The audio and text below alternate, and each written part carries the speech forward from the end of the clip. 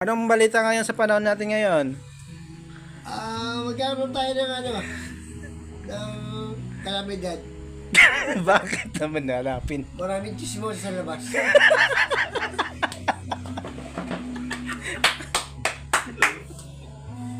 Takina. Hindi bagyo, chismosa. Kalamidad ng mga chismis. Oh yes. Batay pa. Andiyan si Marisol. Ah, Andiyan si Tolitz. Andiyan saka si Marites. Sila, nagsanib.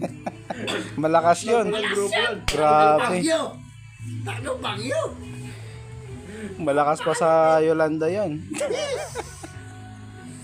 Kaya ang gagawin natin, magtalok-bubog tayo ng kulambo. Para walang bagyo. Para walang lamok. Yes. Walang buhay.